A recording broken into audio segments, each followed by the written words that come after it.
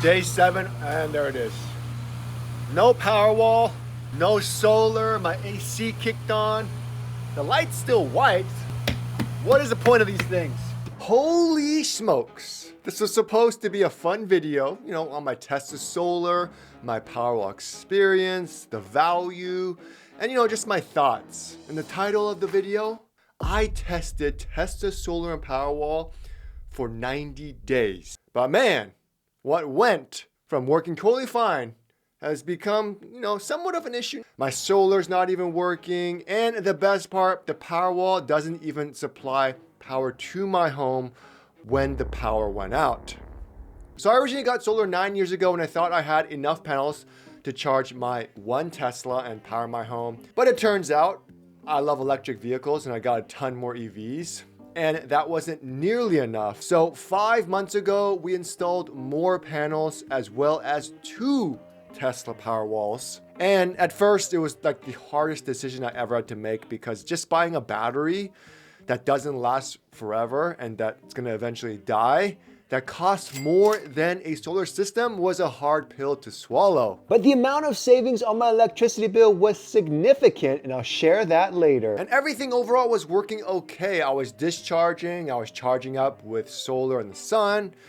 But one day, suddenly, my Powerwalls and my new solar just became giant bricks. I couldn't discharge to power my home, it wasn't producing any solar, and that whole ordeal lasted me 8 days. And the crazy thing is, Tesla didn't even notify me on the app.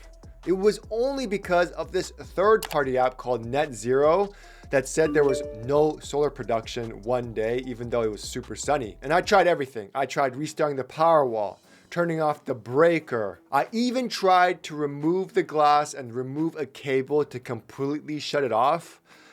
Only problem is I was actually trying to remove the wrong cable. It's actually the cable on the far left that you have to unplug to kind of remove any excessive energy so it can completely reset. But regardless, nothing was working. So I contacted Tesla, and here's where a big problem occurred. Their customer service response time. For something like this, you know, my solar doesn't work, nothing works. You expect someone to come out, take a look, do something ASAP. However, on their end, they did as much as they could remotely, but said something was offline, so they don't have to escalate it to like another team, which could take up to 30 days. And that sucks, right? Because I pay so much money, and I mean a lot of money for these, and it's just completely dead. And I'm not the only one. On Google, there's tons of people who have similar issues, but for them, it's an inverter failure.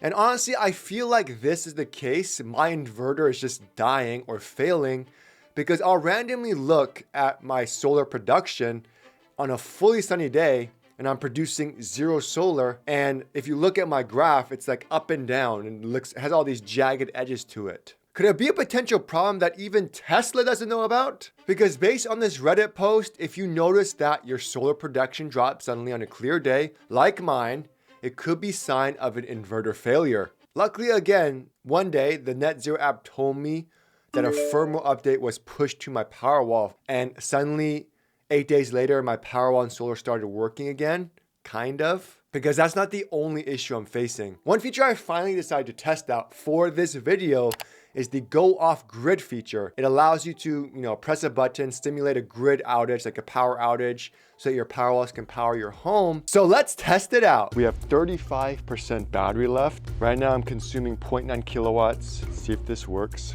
Powerwall is disconnecting. What? Couldn't go off grid. There was an error taking your home off grid. Please reduce loads, allow Powerwall to charge further. Powerwall usage too high. Wait, what? How's my usage too high? I'm barely using anything.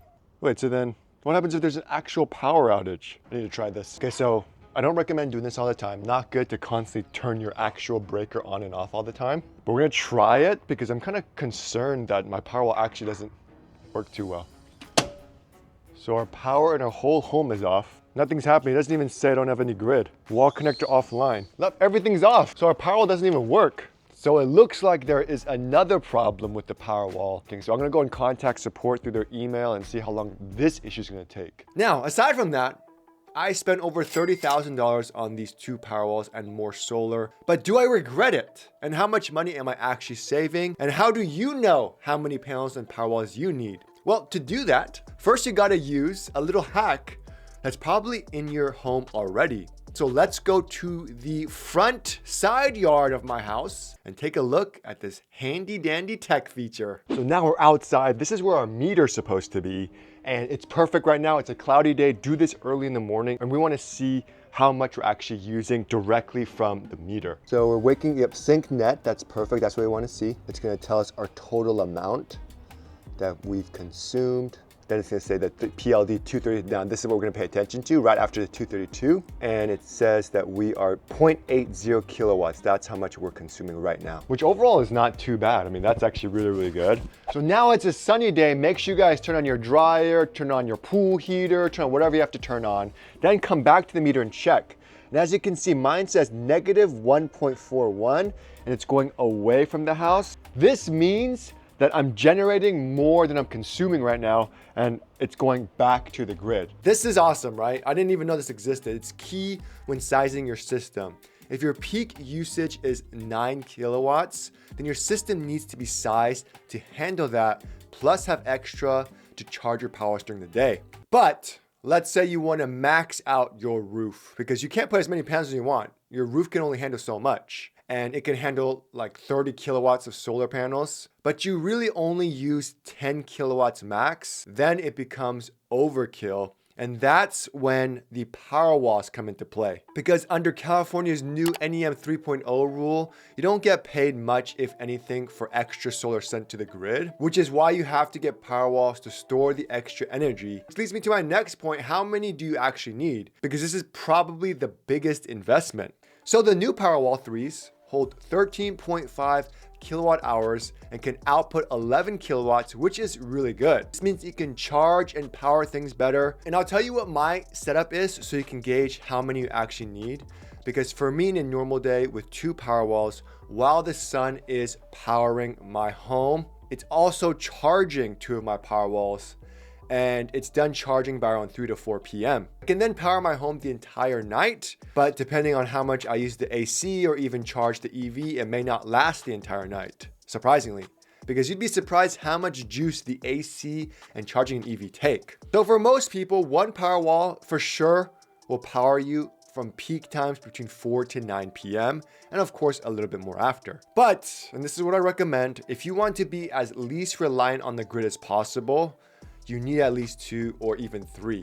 I wish I got 3, to be honest. There are also a couple perks to having the Powerwalls, aside from any credits and whatnot, and, resale value increase. But if you have Tesla Solar and the Powerwall, and you have a Tesla, it unlocks a special feature, the ability to use the sun to charge your Tesla. That's awesome. It allows you to plug in, and then you can charge your Tesla using the sun's energy for free. No strings attached. It's so cool. And that's perfect for if your Powerwalls are charged enough from the sun, you're giving solar to the grid and getting nothing back because you're on the new NEM 3.0. Just charge your cars, juice it up, might as well use that energy for something useful. But as far as cost savings, it's sadly not like an instant cost savings the second you get your Powerwalls. Because I was having some trouble. There's some pre-PTO mode. I mean, I get it. It tries to learn your habits. But I was pretty frustrated. I'd be pulling from the grid at my most expensive time with my Powerwall at 100%. It would also discharge randomly, and it just overall didn't make sense, even though the time-based control setting is supposed to provide the lowest electricity bill. So I tinkered with it a little bit. I switched it from self-powered and time of use. And there's other factors to keep in mind, like if there's no sun one day, you have to be constantly switching from time of use to self-powered. It's super technical. Let me know in the comments if you want me to do a video on that. But I ended up doing some Google searching because I was like, there has to be like an easier way to manage all this stuff. And there was this app called Net Zero, not sponsored. They have a free version that gives you a detailed breakdown of your data, which is actually very useful, and I like it a little bit better than Tesla's. But the paid version is legit because it allows you to create automations, so pretty much routines, to customize the Powerwall the way you want, so you can make sure it discharges and charges when you want it to. So one example, from 4 to 9 p.m., I don't want to take from the grid at all. If I'm on time of use, it will take from the grid sometimes. I don't know why. Only when it's on self-powered where it knows it's only gonna be taking from the Powerwall during that time is when it takes from the Powerwall. So I just set an automation so that it changes to self-powered. I turn off a few settings here and there to make sure I'm not charging from the grid, all that stuff.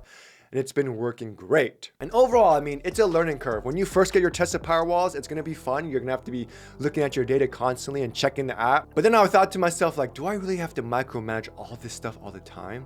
And is solar and Powerwall a good value? Because honestly, my system wasn't cheap. For 5.33 kilowatts and 2 Powerwalls, it cost $30,811. However, compared to other companies I've called, it's still the cheapest around, and the quality of the panels are good. The installation was great. And if you qualify for any federal tax credit, if it hasn't expired yet, that's great also. And then based on Tesla's website, I would break even in about 10 years, which is awesome. And that makes it a great value because, I mean, 10 years goes by fast. With my first solar system, it's already almost 8 years in, and I'm almost already paid it off and it's all good to go. They also have a cool feature called virtual power plant where it syncs up with your utility provider during high peak times, and you can get like extra credit back, which is nice.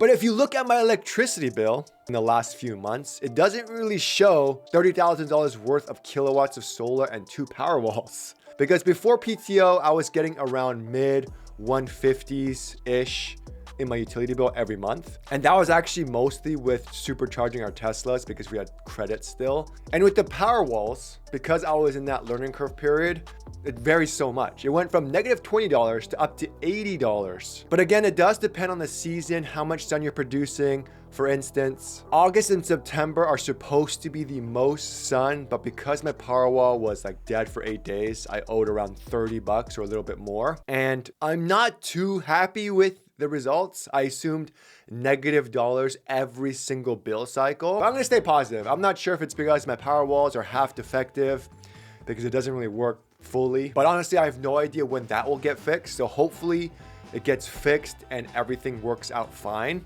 Overall though, with the constant rising cost of electricity, Tesla solar Powerwalls, it's for sure a worthy investment. I definitely recommend 2 or 3 Powerwalls if you can afford it, because I feel like just one just isn't cutting it for us, especially when we have 2 EVs in our house. Just make sure it works.